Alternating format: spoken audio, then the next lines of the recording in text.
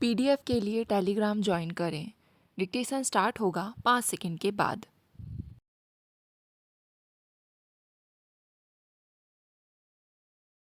महोदय, इस विषय में मैं यह कहना चाहता हूँ कि हमने उन सभी क्षेत्रों पर विचार किया है जहाँ विकास की आवश्यकता है, चाहे वह कृषि क्षेत्र हो अथवा कृषि पर आधारित उद्योग क्षेत्र हो, चाहे मध्यम उद्योग क्षेत्र अथवा बड़े औद्योगिक क्षेत्र हों।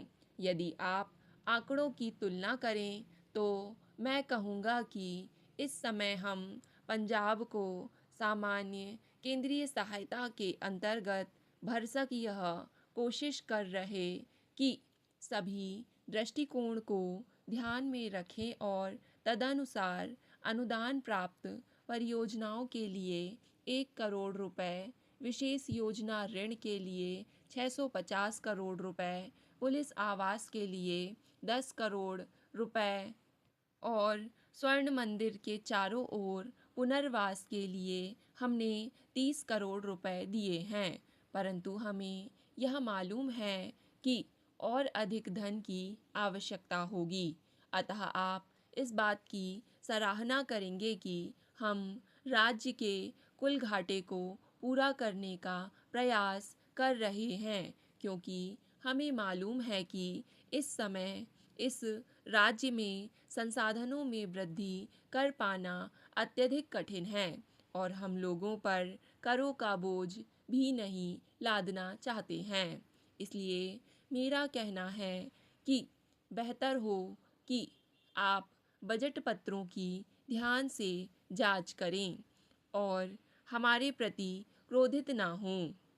महोदय, यह सबसे अच्छी स्थिति होगी और इस सदन के प्रत्येक सदस्य की इच्छा होगी कि हमें उन बजटों की जांच अथवा उन्हें मंजूरी प्रदान ना करनी पड़े जो कानूनी रूप से राज्य विधानसभाओं से संबंधित हैं। हमें इस बात पर अत्यधिक प्रसन्नता होगी यदि पंजाब विधानसभा बजट पारित करने की स्थिति में होगी, परंतु कुछ परिस्थितियों के कारण पंजाब विधानसभा इस बजट को पारित नहीं कर सकती और हमें बजट पारित करना पड़ा है। सारे सदन और राष्ट्र को यह मालूम है कि यह मजबूरी उचित और वैधानिक है।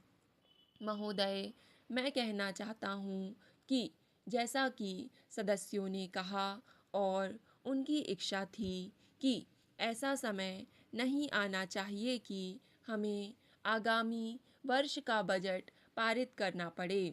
प्रत्येक की यही इच्छा है। हम यह आशा, इच्छा और प्रयत्न करें कि विधान परिषद में प्रतिनिधि आर्थिक विकास के अपने कार्यक्रम बना सकें और जनता के प्रति न्याय कर सकें। यह टिप्पणी प्रत्येक व्यक्ति की है और मैं सदन का अधिक समय नहीं लेना चाहता, क्योंकि अभी कई विधेयकों पर विचार होना है। विकास और उन्नति में लचीलापन प्रदर्शित हुआ है। महोदय, बेरोजगारी के बारे में माननीय सदस्य ने बहुत अच्छा प्रश्न किया है, परंतु इस विषय में भी मैं यह कहना चाहता हूँ कि जो आशंकाएं व्यक्त की गई हैं उनका कोई ठोस आधार नहीं है।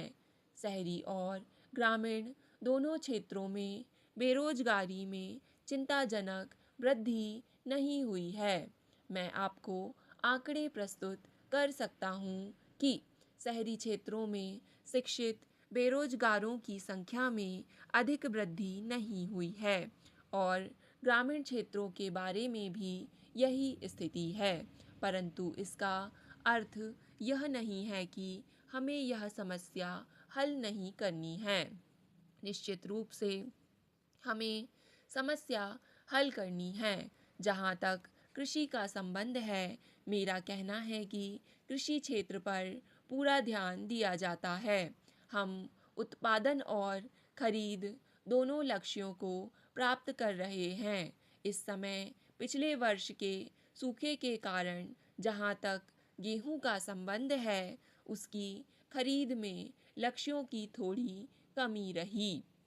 चावल की फसल अभी आनी है, परंतु तब भी हम 47 लाख टन गेहूं की खरीद करने में सफल रहे हैं, जो कि केंद्रीय पूल का 73% है।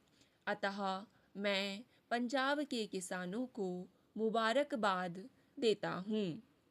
खरीद एजेंसियों को अपना कार्य करना है और अच्छा कार्य करने पर मैं उनकी प्रशंसा करता हूँ।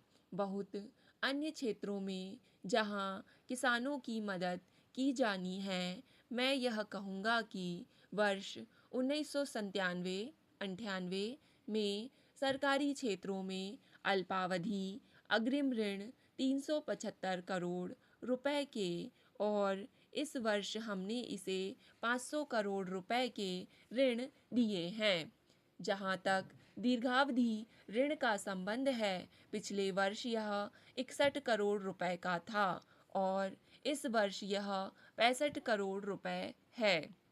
जहां तक विद्युत का संबंध है, पिछले वर्ष राज्य योजना में कुल 650 करोड़ रुपए दिए गए, जिसमें से आधे विद्युत के लिए ही, क्योंकि विद्युत अवश्य उपलब्ध होनी चाहिए। और जहां तक मैं समझता हूँ, कई सदस्यों ने यह मुद्दा उठाया कि कोयले की उपलब्धता में बड़ी रुकावटें हैं और यदि किसी अन्य प्रकार की ऊर्जा उपलब्ध हो तो यह अच्छा है।